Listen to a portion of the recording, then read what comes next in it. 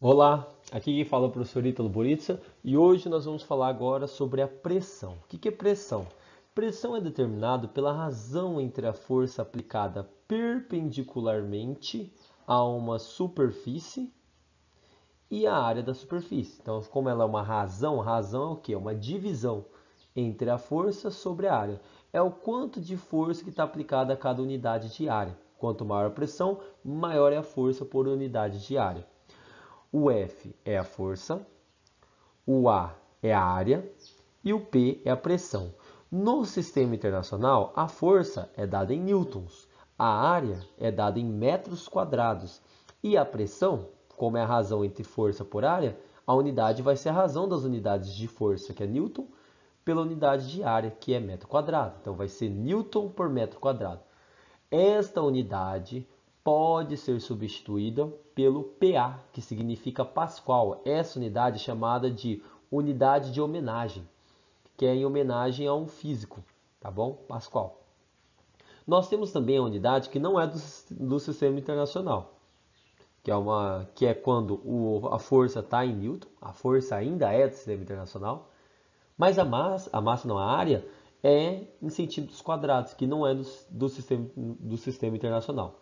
Aí a pressão vai ser chamada de Newton por centímetro quadrado, que essa não tem nenhuma homenagem, vai ser apenas Newton por centímetro quadrado. Então, basicamente, para eu calcular a pressão, eu tenho que pegar a força aplicada e dividir pela área em que essa força foi aplicada. Vamos relacionar aqui pressão com força e com área.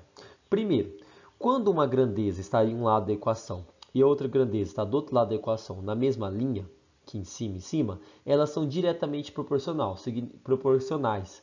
Significa que se eu aumentar a força, eu também irei aumentar a pressão. Se eu dobrar a força, eu dobro a pressão. Se eu diminuir a força pela metade, a pressão cai pela metade. São diretamente proporcionais. Agora, quando eu relaciono a força com a área, nós temos o seguinte, que a pressão com a área, nós temos que a pressão está em um lado da igualdade e a área está do outro lado da igualdade, só que aqui na parte de baixo. Então, elas são grandezas inversamente proporcionais. Significa que se a área, por exemplo, diminuir, a pressão vai aumentar. Isso aqui tem como visualizar, por exemplo, quando você segura um lápis ou uma caneta. Pega agora um lápis e uma caneta. Com os dois dedos ou com duas palmas da mão, pressione o lápis. Um na ponta e o outro na base do lápis. Vou chamar isso aqui de base, tá? Bom, ao aplicar a mesma força nas duas extremidades, na base e na ponta, a pressão será maior na ponta, que tem a menor área. Lembra? Quanto menor a área, maior a pressão. Então, a pressão será maior na região de menor área, pois a área e a pressão são inversamente proporcionais. Isso poderá ser verificado com a dor maior que a pessoa irá sentir no dedo que está empurrando a ponta do lápis. Então, se você estiver segurando um lápis agora com a palma da mão, como eu pedi, e pressionar com a palma da mão, você vai sentir mais dor aonde? Na ponta. Às vezes, nem fazendo isso, você já sabe que vai sentir mais dor na ponta. Por quê? Porque a região de menor área vai ser a região de maior pressão. No caso, a força nas duas regiões são as mesmas, mas a área é menor na ponta. Então, a pressão vai ser menor, vai ser maior na ponta aqui do lápis. Agora, se eu aumentar a força aplicada no lápis, a pressão também irá aumentar.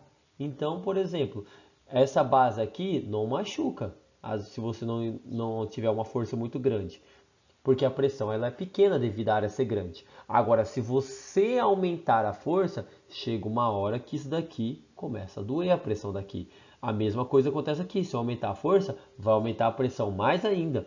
Por quê? Porque a força e a pressão são diretamente proporcionais, como verificado aqui pelas equações. Vamos lá para o nosso exemplo. Um tijolo com as dimensões indicadas é colocado sobre uma mesa com um tampo de borracha inicialmente de maneira mostrada em 1 e posteriormente da maneira mostrada em 2. Na situação 1, o tijolo exerce na mesa uma força F1. Qual seria a força que o tijolo exerce? O seu peso. Todo objeto apoiado na superfície ele vai pressionar a superfície com o seu peso. E uma pressão P1. Porque esse peso não está sendo aplicado nessa área aqui, ó, né?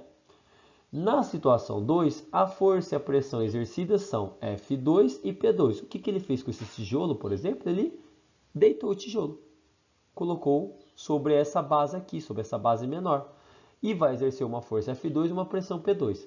Nessas condições, pode-se afirmar que ele quer saber se as forças são iguais ou qual é maior ou menor. Lembrando, esse símbolo aqui, ó, toda vez que você vê aqui, esse lado aqui é o maior e a ponta sempre é o menor, tá bom? Ficou meio estranho esse menor aqui. Isso significa que, por exemplo, o P2 não está na ponta? Ele é o menor e o P1 é maior. Agora o P1 está na ponta, então o P1 é menor, o P2 é maior. Tá, vamos lá. Primeiro, as forças. A força que o tijolo exerce é o seu peso, e o peso está relacionado com a massa e com a gravidade. Quando eu giro ele e coloco ele deitado aqui, eu estou alterando o peso dele? Não. É a mesma coisa, você em pé e você deitado, o seu peso é o mesmo. Ok? Então as forças serão iguais. Portanto, essa D está errada, porque ele está falando que uma força é maior que a outra. E a pressão? A pressão serão iguais?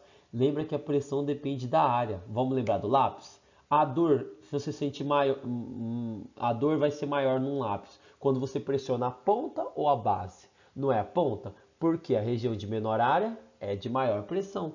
Aqui a área que o tijolo está apoiado são iguais? Não, são diferentes. Onde a pressão será maior? Na região de menor área. Menor área, maior pressão.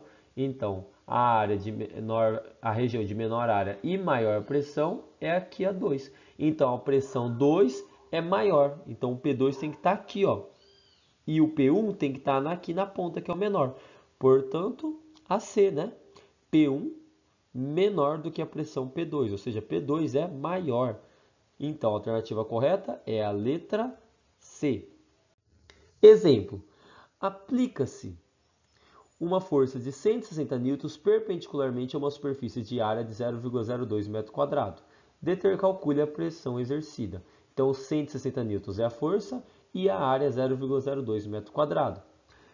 A pressão, ele quer descobrir, pressão não é força sobre área?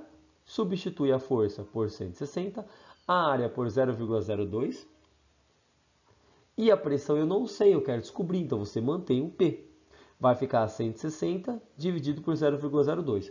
Professor, eu tenho uma dificuldade de dividir número com vírgula. Sabe o que você faz? Ó, multiplica aqui por 100. Sabe? Se você multiplicar aqui por 100, é só andar 2 casas para a direita da vírgula aqui. Aqui vai ficar 2. E aqui você também tem que multiplicar por 100. Eu estou simplificando, deixando isso aqui mais fácil. Se eu multiplico 160 por 100, só acrescentar 2 zeros, né? 16.000. Dividido por 0,02 vezes 100 é andar 2 casas para a direita. Mesma coisa que andar 2 casas para a direita no 160 aqui, que vai ficar 16.000. Só que aqui vai ficar 2. Qual que é a metade de 16.000? 8.000 Pascal, né? Que é Newton por metro quadrado. Então, determinei a pressão. Exemplo, uma placa retangular exerce uma pressão de 400 newtons por metro quadrado. Então, nós temos a pressão 400 newtons por metro quadrado sobre a sua base. Se a base tem uma área, a área A, 10 metros quadrados, calcule a força exercida na placa sobre a sua base, né? Então, ele quer saber a força aqui agora.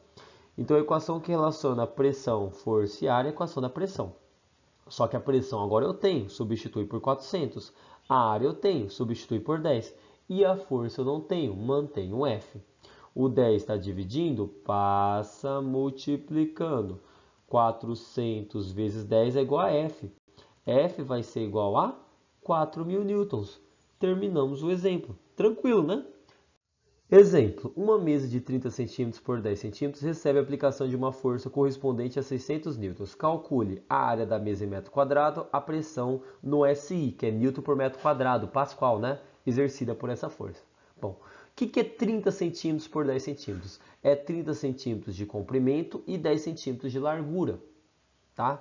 Comprimento, largura, base e altura de um retângulo também é chamado, né? Ele quer a área em metro quadrado. Área é multiplicar o comprimento vezes a largura. Só que como ele quer em metro quadrado, aqui tem que estar em metro e aqui tem que estar em metro. 30 centímetros, vamos lá. Como eu converto de centímetro para metro? 1 metro não tem 100 centímetros?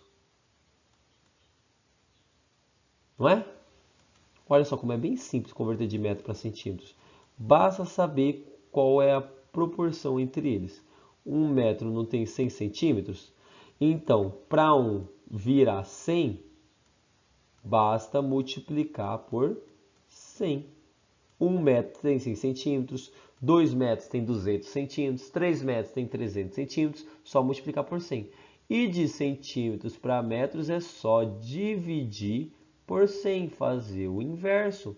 Pronto. Toda vez que eu sei a proporção entre duas coisas, entre duas grandezas, dá para fazer a conversão entre eles. Deixa eu só melhorar aqui o centímetro, né? Ficou muito zoado. Pronto. Ficou bonitinho, mas tá bom, né? Então vamos lá. 30 centímetros. Se eu dividir por 100, dá 0,3 metros. Anda 2 casas para a esquerda quando dividir por 100. Se eu pegar 10 centímetros e dividir por 100, dá 0,10. Anda 2 casas para a esquerda. Para descobrir a área, na letra A, é só multiplicar base vezes altura. Comprimento vezes largura. Vai ficar 0,3 vezes 0,1, que vai dar 0,03 metros quadrados.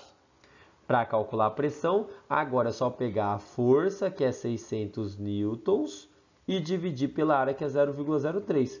Vamos fazer aquele esqueminha lá? Se eu multiplicar aqui por 100, por 10 vai ficar 0,3. Tem que ser por 100, para ficar 3. Não é fácil dividir por 3? Mais fácil que dividir por 0,03. Só que se embaixo eu multiplico por 3, em cima eu também... se embaixo eu multiplico por 100, em cima eu também vou multiplicar por 100. Olha como a matemática é louca e linda, né? 600 vezes 100 é só andar 2 casas para a direita ou acrescentar 2 zeros. Deixa eu só arrumar aqui que ficou feio pra caramba. Então eu vou colocar os 6, 2 zeros, que é os 600, e multiplicar por 100. Gente, que difícil. Pronto, vou fazer aqui os 600 aqui. 600. Multiplicando por 100, acrescenta 2 zeros, ando 2 casas para a direita. A vírgula não estava aqui, no final de 600, anda 2 casas para a direita, fica 60 mil. 60 mil dividido por 3 partes iguais vai ser 20 mil Pascal, que é Newton por metro quadrado. Essa é a pressão exercida pela força de 600 newtons nessa placa de 30 centímetros por 10 centímetros, ou seja, numa área de 0,03 metro quadrado. Muito obrigado pela sua atenção até aqui e eu aguardo você para a nossa próxima aula.